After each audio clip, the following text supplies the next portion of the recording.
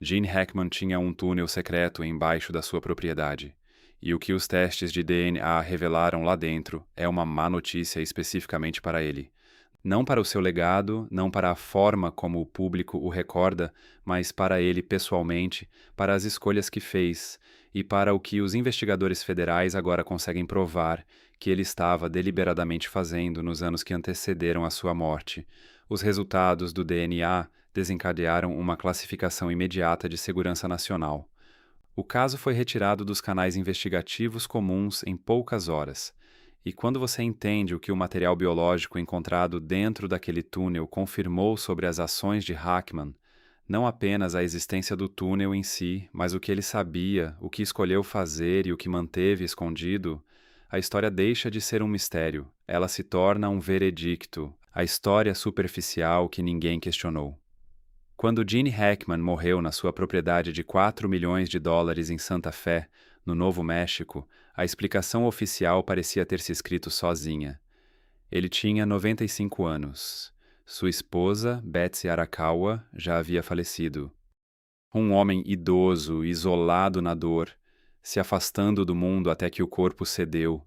A causa da morte de Betsy foi atribuída a uma infecção viral grave.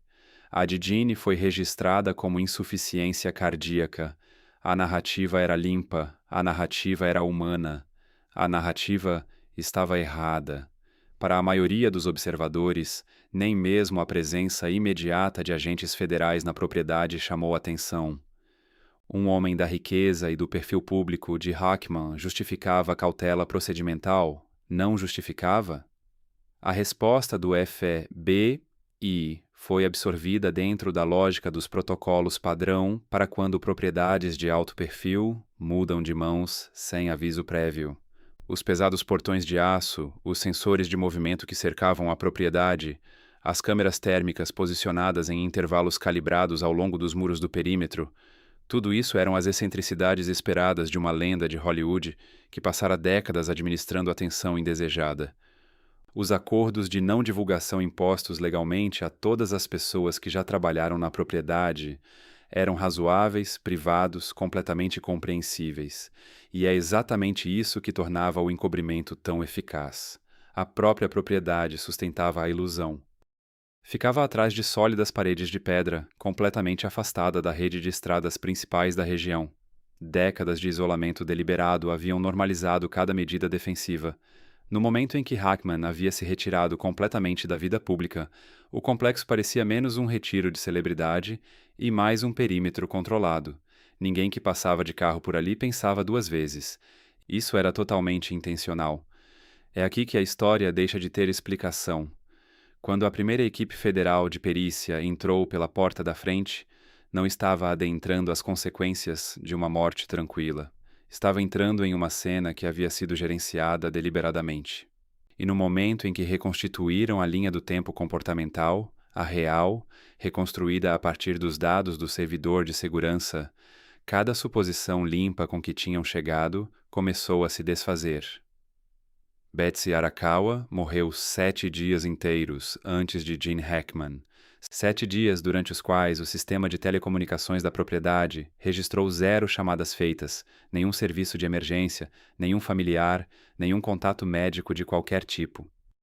Durante 7 dias, um homem de 95 anos com doença cardíaca documentada ficou sozinho em um complexo fechado com o corpo da esposa e jamais estendeu a mão para um telefone. Os investigadores extraíram os dados do servidor central de segurança do andar térreo.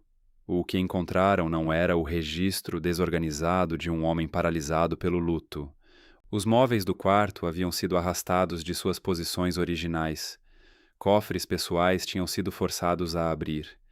E exatamente no dia em que Betsy morreu, Gene Hackman inseriu manualmente o código para desativar todas as câmeras de vigilância internas da propriedade, ao mesmo tempo em que bloqueava os alarmes do perímetro externo na sensibilidade máxima. Essa configuração não é pânico, isso é arquitetura, o cegamento deliberado de um sistema e a preservação calculada de outro, um arranjo feito por alguém que entendia exatamente o que estava fazendo e exatamente o que precisava ocultar. Os analistas comportamentais convocados para revisar os dados de segurança foram categóricos. Isso não era desorientação emocional. Era a assinatura inconfundível de um processo de contenção deliberado, projetado para cegar o ambiente interno enquanto mantinha a barreira exterior em plena capacidade operacional. Esse detalhe importa por causa do que o Registro Forense Federal confirmaria em seguida.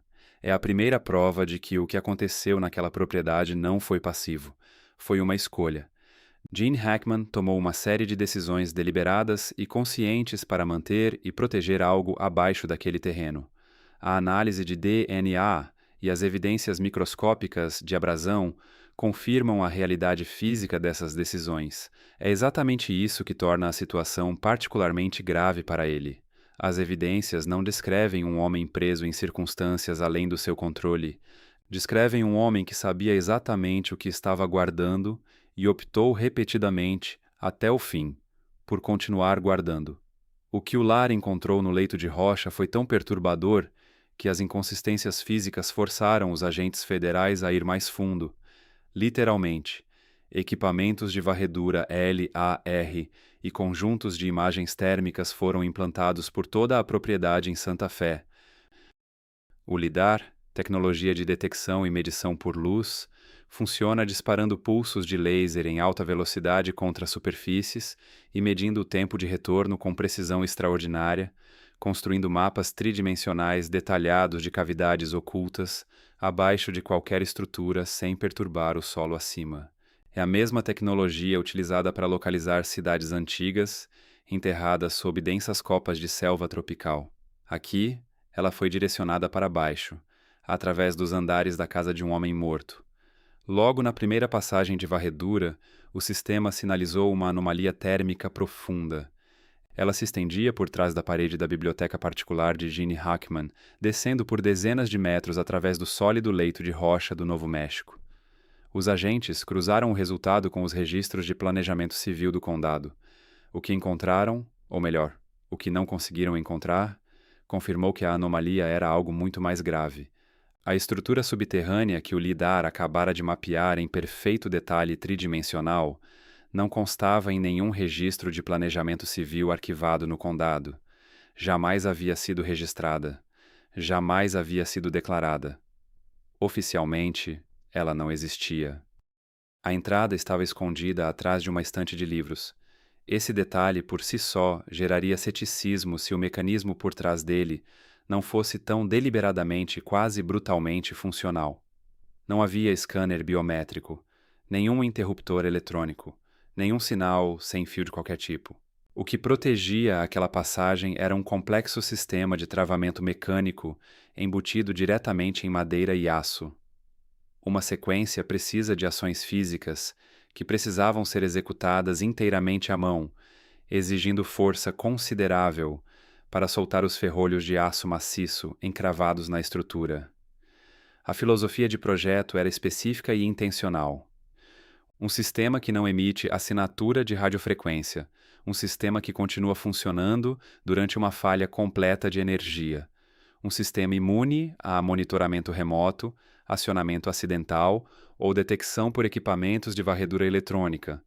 Quem projetou essa entrada a construiu pensando em permanência, em sigilo e em resiliência, sob condições que a maioria das pessoas jamais pensaria em considerar.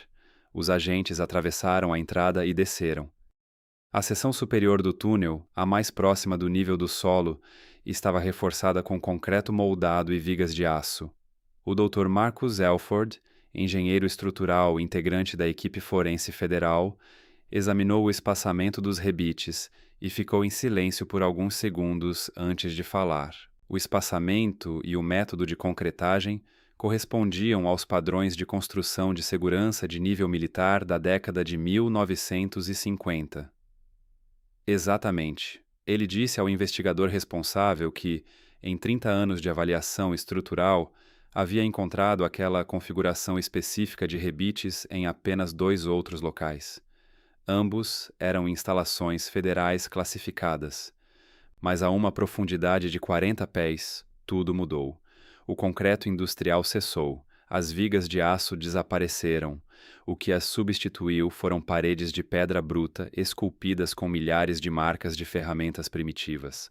A qualidade do ar na seção inferior revelou algo profundamente perturbador. Gradientes térmicos anômalos, variações bruscas de umidade e uma densa concentração de partículas metálicas oxidadas em suspensão na atmosfera. O tipo de assinatura química deixada pela exposição prolongada a materiais e processos que não teriam nenhuma razão de existir dentro de uma caverna natural selada. O núcleo de pedra esculpida à mão daquele túnel não era uma construção moderna. Fazia parte de uma formação geológica artificial e ancestral, moldada por mãos humanas muito antes de a seção superior militar ter sido erguida acima dela e muito antes de a propriedade em si ter sido construída naquele terreno. Qualquer que fosse o propósito original daquele túnel, ele era anterior à construção dos anos 50 que o ocultava. Era anterior à propriedade. Poderia ser anterior a qualquer pessoa ainda viva que soubesse de sua existência. Não se tratava de um bunker com uma ala antiga. Era uma estrutura ancestral que havia sido reforçada, militarizada e soterrada sob uma propriedade privada com a intenção deliberada de que ninguém do lado de fora jamais a encontrasse. O que o DNA confirmou, as amostras de poeira coletadas do mecanismo de travamento mecânico do túnel contaram uma história que fez toda a investigação de morte mudar de direção. O técnico forense especial Raymond Voss, vinculado à equipe federal de evidências do escritório de campo de Albuquerque, foi o primeiro analista a examinar as engrenagens internas do sistema de travamento sob ampliação. Ele havia recebido instruções para procurar qualquer coisa incompatível com o desuso prolongado. O que encontrou, em vez disso, fez com que ele pousasse seus instrumentos e ligasse para seu supervisor antes de escrever uma única palavra em seu relatório. As marcas de abrasão metálica nas engrenagens internas eram recentes. Não tinham meses, não tinham anos, tinham dias, alinhando-se com precisão forense à janela de 7 dias, entre a morte de Betsy Arakawa e a de Gene Hackman. A implicação era inevitável. Um homem de 95 anos nos estágios finais documentados de declínio cardíaco não havia passado seus últimos dias confinado ao leito. Ele havia descido aquele túnel. Havia operado aquelas pesadas travas mecânicas. Havia descido ao frio da escuridão subterrânea em algum momento durante aqueles 7 dias finais e retornado à superfície antes de colapsar pela última vez. Mas foi a análise de DNA extraída de material orgânico, coletado nas seções mais profundas do túnel, que mudou completamente a natureza da investigação e produziu descobertas que as autoridades federais trataram imediatamente de classificar. O que os testes de DNA revelaram não era evidência de ocupação ocasional ou simples armazenamento de longa data. O material genético recuperado das seções mais profundas da câmara subterrânea indicava exposição a condições biológicas que não deveriam existir em um espaço subterrâneo isolado sob uma propriedade privada em Santa Fé. A classificação específica do que foi identificado não foi divulgada publicamente. O que foi confirmado por fontes próximas à equipe forense inicial é o seguinte: as descobertas do DNA desencadearam uma escalada imediata da resposta federal. O caso foi retirado dos canais investigativos padrão e encaminhado por protocolos de classificação, normalmente reservados para questões de infraestrutura ativa de segurança nacional. Não curiosidade histórica, preocupação ativa e em curso. O material orgânico encontrado naquela câmara não tinha explicação inocente. Sua presença confirmou que o túnel não estava dormente. Algo biológico, algo que produziu rastros recuperáveis de DNA, havia estado ativo naquele espaço. E as pessoas com autoridade para classificar essa descoberta decidiram, em poucas horas após recebê-la, que o público não precisava saber o que era. Fosse lá o que Gene Hackman estivesse fazendo naquele túnel, fosse lá o que estivesse monitorando e protegendo, isso carregava uma significância em nível estatal que ia muito além das escolhas privadas de um ator aposentado vivendo tranquilamente no deserto do Novo México. Uma linha do tempo que não pode ser explicada. As descobertas do DNA não existiam de forma isolada. Elas se encaixavam em uma linha do tempo física com a qual os investigadores já vinham tendo dificuldade de racionalizar. Considere o que os dados de segurança haviam estabelecido antes de os resultados do DNA chegarem. Betsy Arakawa morre naquele mesmo dia. Jenny Hackman desativou todas as câmeras internas de vigilância da propriedade, mantendo os alarmes do perímetro travados no nível máximo. 7 dias se passaram sem nenhum contato com o mundo exterior. A microanálise forense de Raymond Voss sobre o sistema de fechadura mecânica confirmou que o túnel foi acessado durante esse período, e agora a análise de DNA do material coletado no ponto mais profundo da câmara subterrânea confirmou atividade biológica incompatível com um estado de dormência prolongada. Cada dado isolado poderia, em teoria, ser explicado de outra forma. Um homem desligando as câmeras nas primeiras horas de luto. Um idoso desorientado descendo talvez escadas que não deveria. Contaminação de DNA decorrente de décadas de contato humano. Mas empilhados uns sobre os outros em sequência, as explicações desmoronam, porque todos apontam na mesma direção. Para um homem que, nos últimos dias de vida, com o coração falhando, executava tarefas específicas numa ordem específica, não ao acaso, não movido pela emoção, mas com a precisão metódica de alguém cumprindo um protocolo que já havia realizado muitas vezes antes. Esse é o detalhe que a cobertura inicial ignorou completamente. Quando investigadores chegam ao local da morte acidental de um velho confuso, eles não classificam imediatamente as descobertas forenses. Não instalam equipamentos de blindagem de sinal sob o manto da noite. Não emitem ordens de segurança nacional sobre registros de reclamações municipais de 2019. A velocidade e a forma da resposta governamental dizem muito mais sobre o que foi realmente encontrado do que qualquer comunicado oficial jamais dirá. E os resultados do DNA não foram a única anomalia biológica identificada na câmara. Amostras atmosféricas da seção mais profunda do túnel registraram compostos químicos associados a processos metabólicos orgânicos, não resíduos antigos, não emanações geológicas, mas compostos ativos produzidos por sistemas biológicos vivos. Essa descoberta foi incluída na mesma ordem de classificação que a análise de DNA. Ambas foram seladas dentro da mesma janela de 12 horas, a câmara no fundo. Quando a equipe completa de investigação chegou à base do túnel, entrou num espaço que desfez completamente todos os referenciais que haviam trazido consigo. O piso de pedra natural fora nivelado de forma deliberada. Sua superfície estava gravada com um sistema complexo de coordenadas astronômicas, um mapeamento preciso de órbitas planetárias que pressupunha conhecimento matemático avançado, totalmente incompatível com o uso privado casual. Caixas de madeira estavam espalhadas pelo chão, contendo componentes metalúrgicos de origem desconhecida.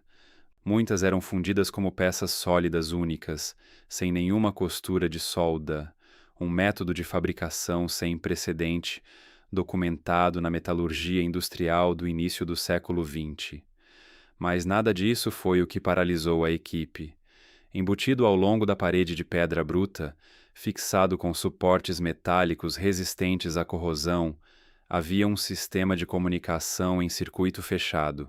Um cabo coaxial espesso, isolado com borracha industrial densa, penetrava diretamente pela parede acima e atravessava dezenas de metros de rocha sólida antes de terminar no coração da câmara subterrânea.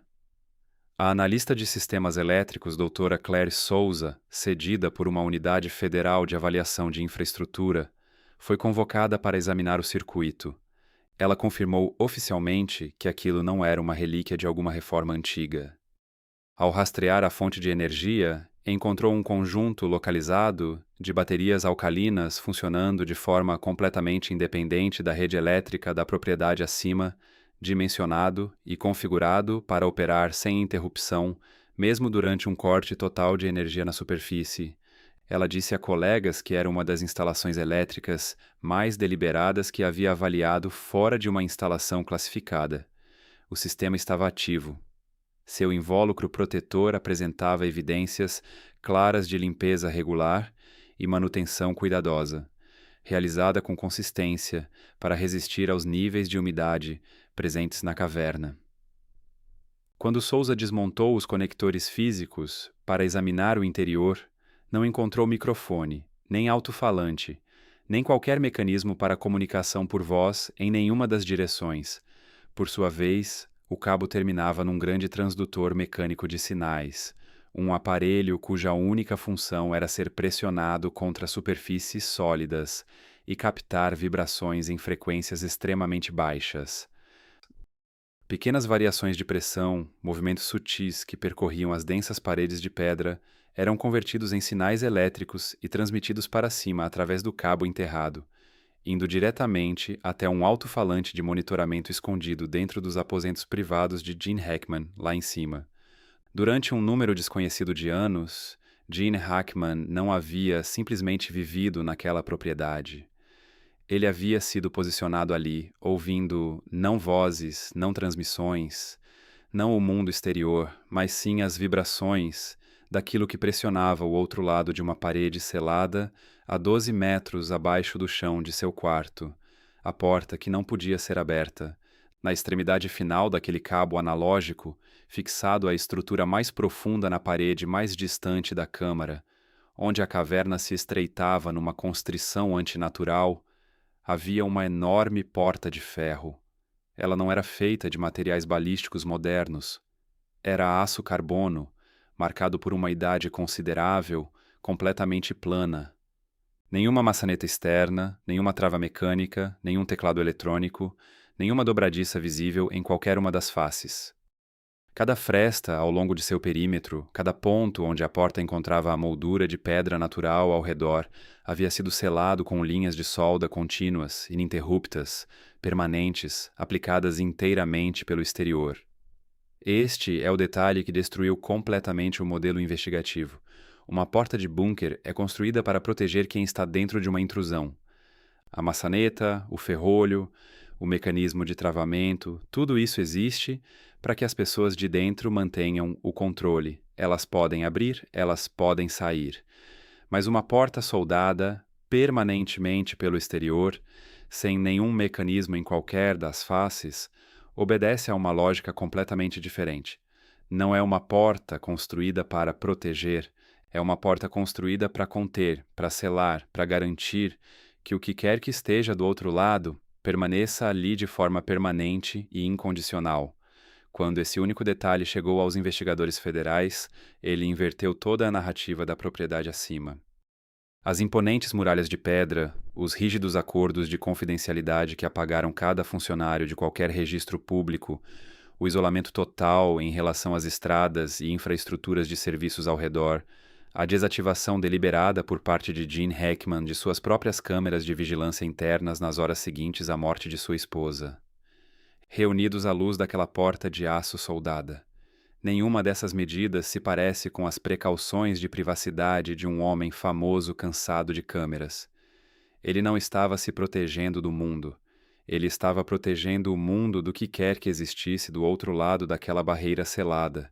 Durante anos, possivelmente durante as últimas 2 décadas completas de sua vida, Gene Hackman havia sido o único guardião civil de uma estrutura de contenção geológica, utilizando as defesas do perímetro da propriedade para impedir o acesso acidental à entrada do túnel, apoiando-se no cabo analógico e no alto-falante de monitoramento para rastrear continuamente a pressão, o ritmo e as vibrações daquilo que a porta de ferro mantinha contido, verificando dia após dia que o selo físico permanecia intacto. A magnitude do que ele havia carregado sozinho foi revelada com maior clareza no que as autoridades federais fizeram em seguida.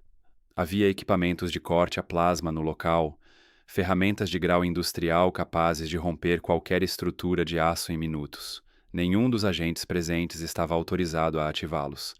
Especialistas em segurança nacional se posicionaram diante daquela porta enferrujada, analisaram as linhas de solda, documentaram o mapa astronômico de estrelas esculpido no chão e tomaram uma única decisão. Tudo permanece selado. A barreira não seria rompida. Eles se recusaram a abrir o que um homem havia passado a vida inteira mantendo fechado. As informações foram bloqueadas.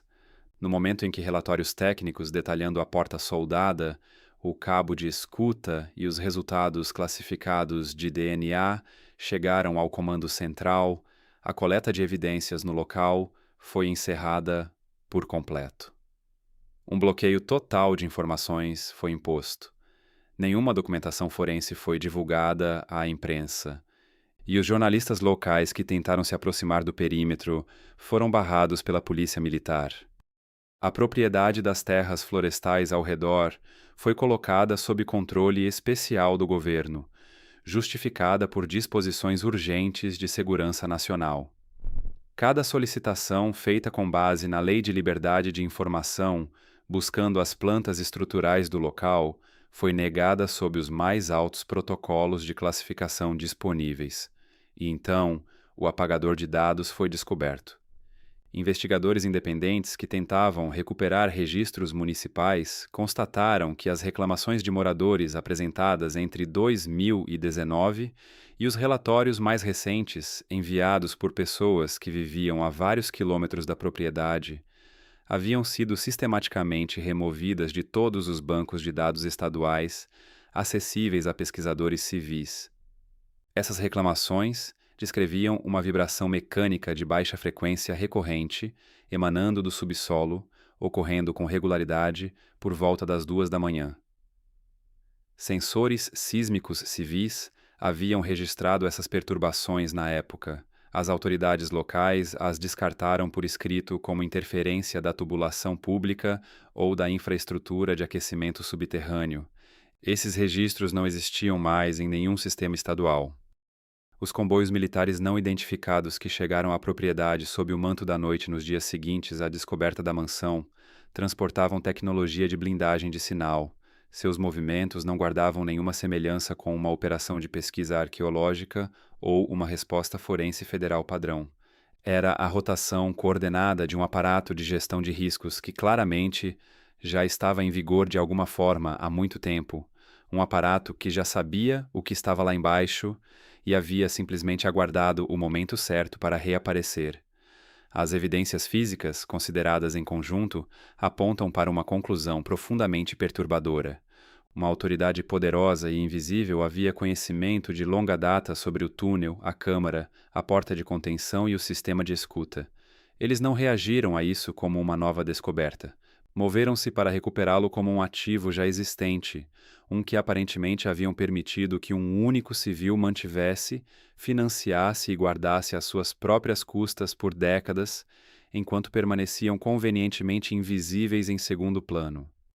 Somente quando It, o último vigilante, finalmente caiu, é que eles emergiram para retomar o que sempre estiveram monitorando. E eis o que ninguém na cobertura de imprensa inicial parou para perguntar. Se Gene Hackman estivesse genuinamente agindo sozinho, se isso fosse simplesmente a obsessão particular de um velho excêntrico, por que o governo federal já tinha um protocolo de resposta classificado em vigor? Por que as equipes de corte a plasma estavam pré-autorizadas a estar no local, mas proibidas de usar seus equipamentos? Por que uma negação com base na Lei de Liberdade de Informação foi emitida horas após os primeiros pedidos, sob um nível de classificação que exige aprovação de uma cadeia de segurança nacional que não age em curto prazo? A velocidade dessa resposta não descreve um governo descobrindo algo inesperado. Descreve um governo gerenciando uma situação conhecida que acabou de se tornar pública. Os 7 dias finais, quando as evidências microforenses, os dados de transmissão de sinal, os achados de DNA classificados e a porta selada à solda são examinados em conjunto, o silêncio de Gene Hackman durante os 7 dias seguintes à morte de Betsy deixa de ser explicável como luto, choque ou colapso psicológico. Era um protocolo de segurança executado até seu limite absoluto por um homem que compreendia com precisão o custo do fracasso. No momento em que Betsy deu seu último suspiro, o coração debilitado de Hackman se viu diante de um cálculo implacável. Uma única chamada de emergência teria desencadeado uma reação em cadeia imparável. Polícia local, socorristas, equipes forenses, mídia, pessoas sem nenhum conhecimento dos protocolos de contenção, sem consciência do túnel, sem compreensão do que estava selado a 12 metros abaixo do assoalho da biblioteca. Eles percorreriam os corredores, vasculhariam os cômodos e, inevitavelmente, chegariam à estante de livros. E a curiosidade humana comum, não a malícia, apenas o instinto natural de investigadores cumprindo seu trabalho, poderia ter perturbado a sequência de travamento mecânico, interrompido a linha de sinal ou atraído atenção direta para a porta de ferro e tudo o que havia por trás dela. Ele tomou uma decisão. Desativou as câmeras de vigilância internas, garantindo que nenhum registro de seus movimentos finais pudesse ser recuperado. Desceu os degraus de pedra pela última vez. Operou os pesados fechos mecânicos, verificando que o confinamento permanecia intacto. Retornou à superfície e entrou na casa selada e silenciosa, onde o alto-falante de monitoramento em seus aposentos particulares ainda transmitia o ritmo de baixa frequência vindo do subsolo rochoso. Ele se sentou e escutou até que seu próprio coração finalmente parou de bater. O incidente em Santa Fé foi encerrado sem nenhuma explicação pública.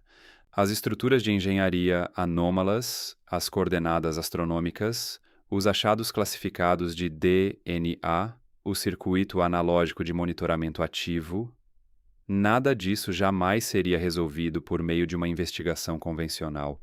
Foi administrado, transferido e enterrado uma segunda vez. Desta vez, sob protocolos de classificação em vez de rocha sólida.